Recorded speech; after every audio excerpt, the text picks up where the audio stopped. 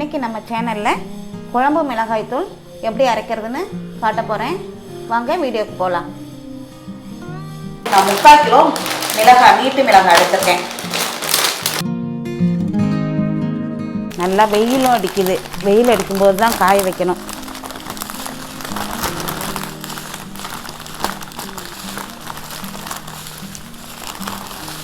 இந்த மிளகாயை நல்லா அப்படி வெயிலில் நல்லா பரப்பி விட்டு, இந்த மாதிரி இலை இருக்கும் சமயத்தில், இந்த இலை இதெல்லாத்தையும் சுத்தம் பண்ணிடணும். சுத்தம் பண்ணிவிட்டு காம்பெல்லாம் கிள்ள வேண்டாம். மிளகாயில் இந்த மாதிரி தூசி தும்பையெல்லாம் கிடந்துச்சுன்னா அதெல்லாம் எடுத்துடணும். பாக்கெட்டில் இருந்தது தான். இதில் எவ்வளோ இருக்குது பாருங்கள்.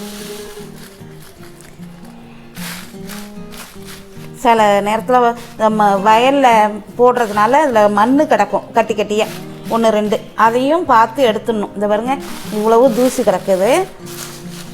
நல்லா வாங்கும்போதே நல்லா சிவப்பு மிளகாயாக பார்த்து வாங்கணும். அப்போ தான் மிளகாத்தூள் நல்ல கலராக இருக்கும். இதெல்லாம் மாடிக்கு தான் எடுத்துகிட்டு போகணும். உங்கள்கிட்ட காட்டுறதுக்காக நான் போட்டிருக்கேன். இந்த பாருங்க இவ்வளோ தூசி இருக்குது பாருங்கள். இதெல்லாம் தூக்கி போட்டுடணும். இதை மாடியில் கொண்டு போய் நல்லா பரப்பி வச்சிடணும்.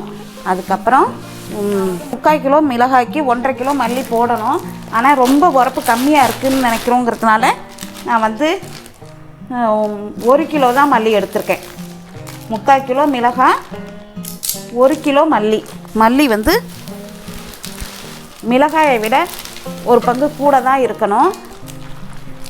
மல்லிலாம் நல்லா சுத்தமாக தான் இருக்குது. ஆனாலும் நம்ம இதில் ஏதாவது இருக்கான்னு பார்த்துக்கணும். பார்த்து நல்லா சுத்தமாக கொண்ட இதையும் மாடியில் வைக்கணும். நல்லா காஞ்சாதான் மிளகாத்தூள் கெட்டு போகாமல் நல்லா இருக்கும். இதையும் நல்லா பரப்பி விட்டு மாதிரி மாடியில் கொண்டு வச்சிடணும். அப்புறம் இதில் போட்டு அரைக்கிறதுக்கு உள்ள ஜாமான் என்னென்னு சொல்கிறேன். இதுக்கு இந்த மிளகாத்தூளுக்கு தேவையானது விரலி மஞ்சள். அதை விரலி மஞ்சள், இதை நீட்டு மஞ்சள்னு சொல்லுவாங்க, விரலி மஞ்சள்னு சொல்லுவாங்க. இது ஒரு 100 கிராம் எடுத்திருக்கேன். அப்புறம் துவரம்பருப்பு, இது 150 உள்ள கப்பு. இதில் 100 கிராம் துவரம்பருப்பு, 100 கிராம் துவரம்பருப்பு. அப்புறம் ஒரு 75 கிராம் மிளகு போட்டுக்கோங்க. 100 போட்டாலும் தப்பு இல்லை. 100 75 கிராம், 100க்கு கீழவே தான் இருக்குது. 75 கிராம் மிளகு, தூசிலாம் இல்லாமல் பார்த்து எடுத்துக்கணும். 75 கிராம் ஜீரகம், இதுவும் 75 கிராம் தான். 100 கிராமுக்கு கீழேயே இருக்கு பாருங்க. 75 கிராம் தான் போட்டிருக்கேன். 75 கிராம் ஜீரகம். சோம்பு 75 கிராம். சோம்பு விருப்பப்படுறவங்க போடலாம். வெஜிடேரியனாக உள்ளவங்க சோம்பு போட மாட்டாங்க. சோம்பு ஒரு 75 கிராம், அதையும் போட்டுக்கிறேன்.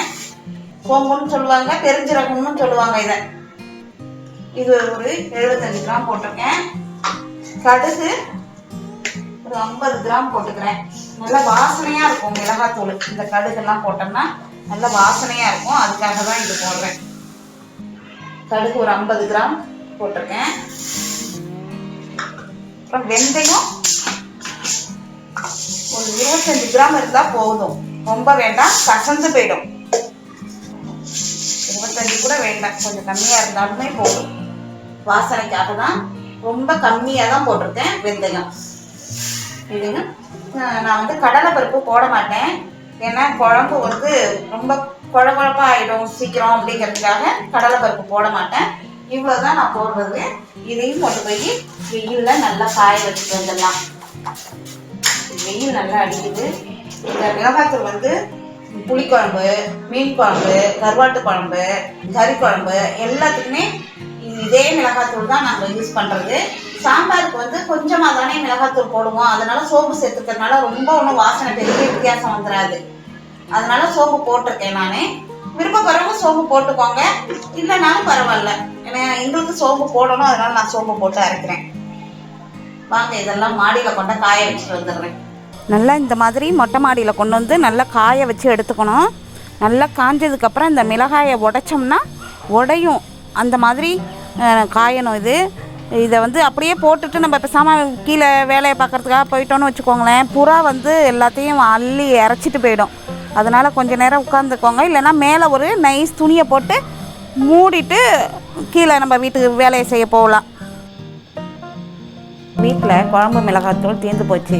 சரி, அதை அரைச்சிட்டு வரணும். அதுக்கு முன்னாடி ஒரு வீடியோ போட்டுடலான்னு சொல்லிவிட்டு அதையும் உங்கள் எல்லாருக்கும் காட்டலாம் அப்படிங்கிறதுக்காக இதை வீடியோவாக எடுக்க சொல்லியிருக்கேன்.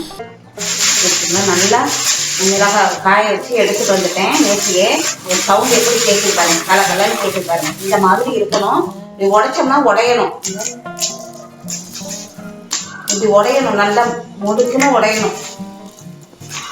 இப்படி உடையும் போது நல்லா அந்த சவுண்டே வந்து வித்தியாசமாக கேட்கும். நம்ம காய போடும்போது இருந்ததுக்கும் இப்போத்தையும் நல்லா இருக்கும். நல்லா காஞ்சிட்டு இதை இப்போ போய் நல்லா அரைச்சி எடுத்துகிட்டு வந்துடுறேன். இப்போ காலையில் மணி 10. இப்போ போனோம்னா தான் மிஷின் வந்து ஃப்ரீயாகவும் இருக்கும், மிஷின் சூடு இல்லாமல் இருக்கும்.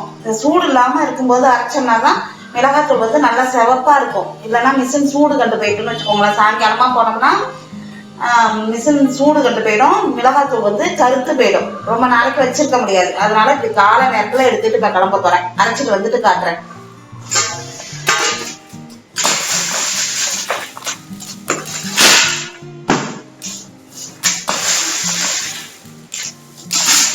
பக்கெட்டில் எடுத்துகிட்டு போகிறேன், போயிட்டு வந்துட்டு காட்டுறேன்.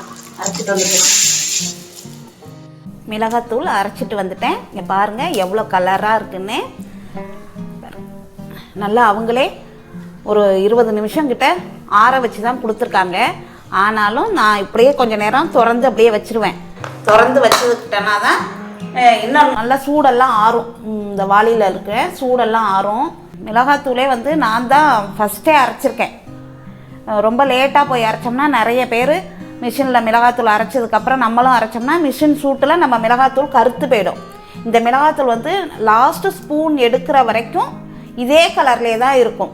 இதை நான் என்ன பண்ணுவேன், நல்லா ஆற வச்சதுக்கப்புறம் இந்த மாதிரி ஒரு பாட்டிலில் கொட்டி ஆற வச்சு பாட்டிலில் கொட்டி ஃப்ரிட்ஜில் எடுத்து வச்சுருவேன்.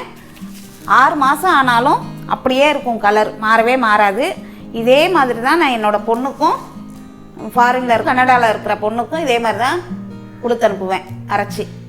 இந்த மிளகாத்தூள் வந்து புளிக்குழம்பு, காரக்குழம்பு, மீன் குழம்பு, கருவாட்டு குழம்பு, கறி குழம்பு, கோழி குழம்பு, குருமா எல்லாத்துக்குமே இதே மிளகாத்தூள் தான். மல்டிபர்பஸ் தூள்னே சொல்லலாம் இதை. இந்த மாதிரி அரைச்சி செஞ்சோம்னா ரொம்ப வாசனையாக ரொம்ப நல்லாயிருக்கும். நீங்களும் இதே மாதிரி செஞ்சு பாருங்கள். இந்த ரெசிபி உங்களுக்கு பிடிச்சிருந்தா லைக் பண்ணுங்கள், ஷேர் பண்ணுங்கள், கமெண்ட் பண்ணுங்கள், மறக்காமல் சப்ஸ்கிரைப் பண்ணுங்கள். தேங்க்யூ.